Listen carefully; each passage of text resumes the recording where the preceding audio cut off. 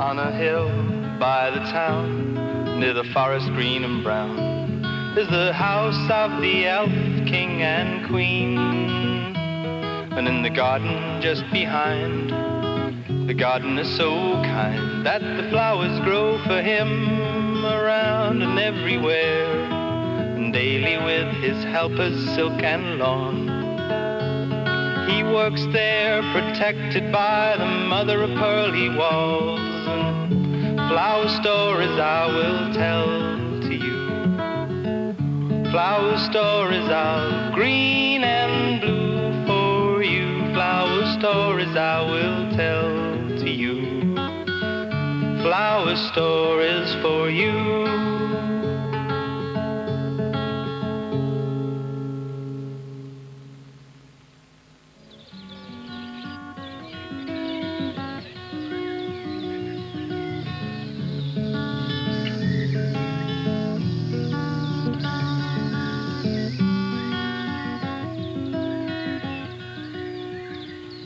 James was bored.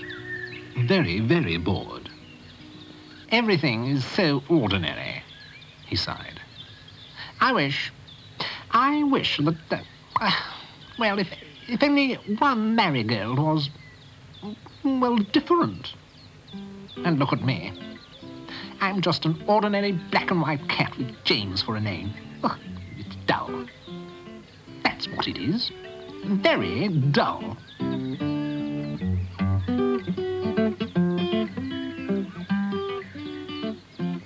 Oops, sorry, James, said Silk. Didn't see you there. You seemed part of the background. Are you saying that you didn't notice me? Yes, that's right, said Silk, walking off without giving it another thought. But James was giving it a great deal more thought. I want to be the only black and white cat in the world. Then people wouldn't trip over me. Oh, no. I'd be famous. People would crowd to see me. They'd ask permission before they spoke. Oh, that would be the life. But what am I? I'm James. A large, plain, black and white cat called James. And I'm very tired of it. In fact, I'm very tired altogether. Oh dear me. Even the yawns are ordinary, and I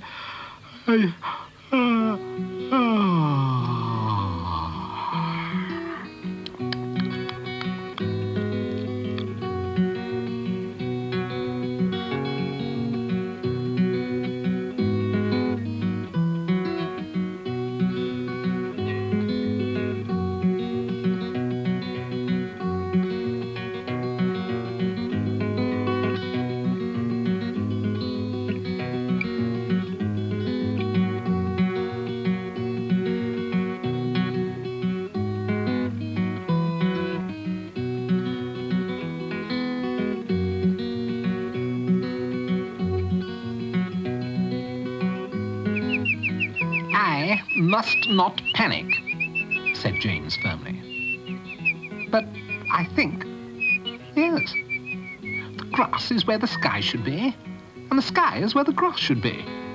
And the marigolds are striped, black and white. What has happened to that boring old garden? And what are these? That's very odd, thought James. Why are they laughing at me? I'm nothing special, just a plain cat. They're the odd ones. Ah, here's Silk and Lawn. Or is it? What a strange cat, said the one who should have been Silk. Yes, aren't they? Said James. But he was ignored, as the one who should have been Lawn said. Yes, I've never seen a black and white cat before. Extraordinary. I wonder if it's a joke. Me? Strange? Me? Me a joke? They're the jokes. Look, it's me, James. Your cat. I live here. How amusing and how clever. It can talk, too. Now, come along, said the one who should have been the gardener. We haven't got time to stare at freaks. Let's get on with our work.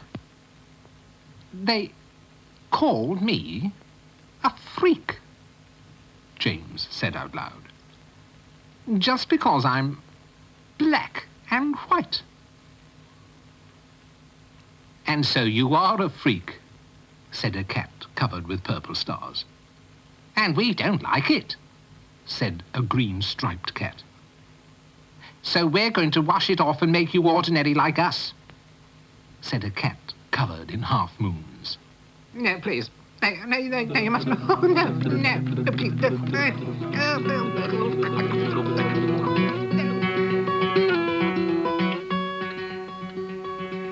We don't want any freaks of nature in this garden, said the cat covered in purple stars.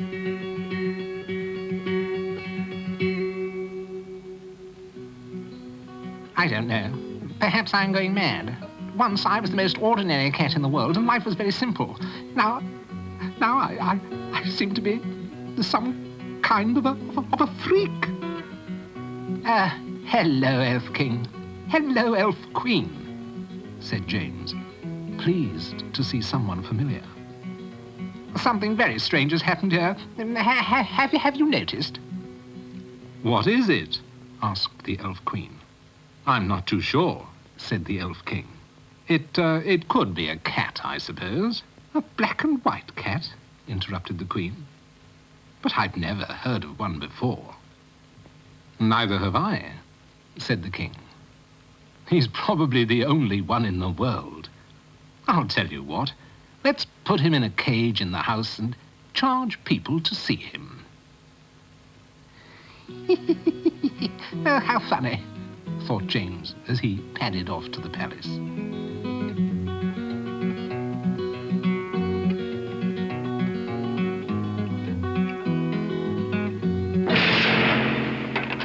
They weren't joking. From this moment on, James's life was a nightmare. All day long he sat in the cage and was stared at and poked at and laughed at. It was impossible to eat, sleep or drink in peace.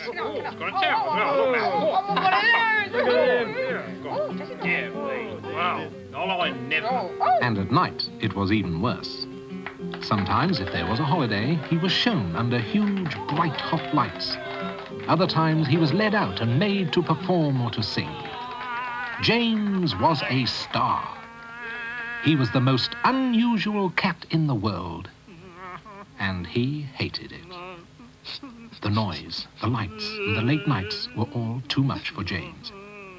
He became more and more tired, and more haggard, and soon the only thing he wanted was to be plain James in an ordinary world.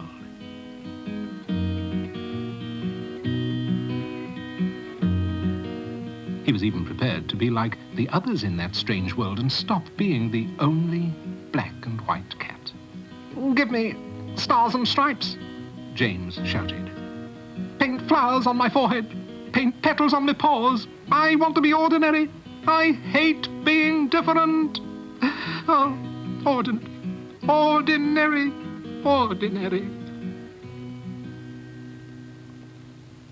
James, wake up, said the marigolds, prodding him with their petals. Just want to be ordinary, mumbled James, still half asleep. You are ordinary, shouted the foxglove. What? What? Who said what? I said you are ordinary. Oh, said James. So I am. Hey, he said to the marigolds.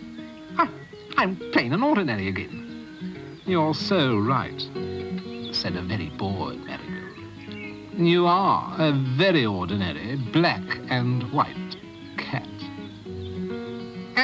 That's the nicest thing you could say to me, beamed James.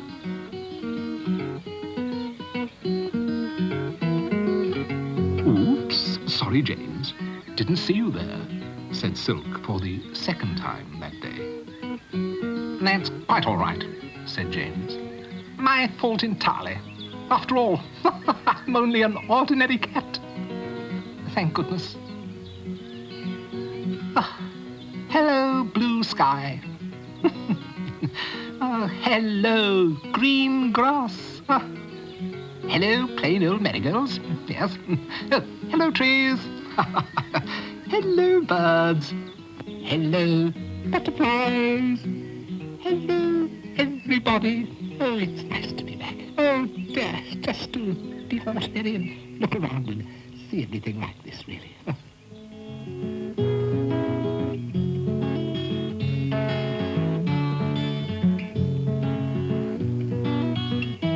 On a hill by the town, near the forest green and brown, is the house of the elf king and queen.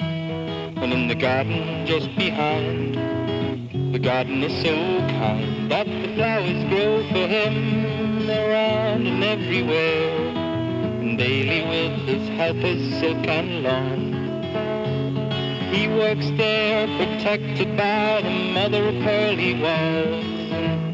Flower stories I will tell to you. Flower stories of green and blue for you. Flower stories I will tell to you. Flower stories for you.